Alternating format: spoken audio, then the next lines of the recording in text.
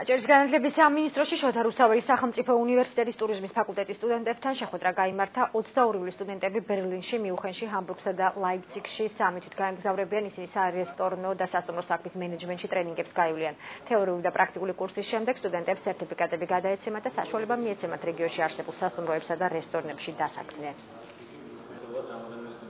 23 ივლისს ბათუმის შოთა რუსთაველის სახელმწიფო უნივერსიტეტის ტურიზმის ფაკულტეტის სტუდენტები გაემგზავრებიან გერმანიაში. ისინი იმუშავებენ თითქმის 3 თვის განმავლობაში გერმანიის ტურიზმის ინდუსტრიის ორგანიზაციებში, მიუნხენში, ბერლინში, კუნძულ უზედომზე, ასევე ჰამბურგში. აჭარის სპორტისა და ახალგაზრდობის საქმეთა დეპარტამენტს გააჩნია ესეთი პროგრამა, ახალგაზრდობის საქმეთა სფეროს ხელშეწყობის პროგრამა და ერთ-ერთი ღონისძიება აქვე პროგრამა, ეს არის უცხოეთში სხვადასხვა ტრენინგ სემინარებსა და კონფერენციებში მონაწილე სტუდენტების ხარდაჭერის პროგრამა, რომელიც ითვალისწინებს მთლიანობაში მგზავრობის ხარჯების ანაზღაურებას. ამ შემთხვევაში ჩვენ ბათუმის შოთა რუსთაველის სახელმწიფო უნივერსიტეტის 16 სტუდენტის ბილეთის, სამგზავრო ხარჯების ანაზღაურება მოვახდინეთ.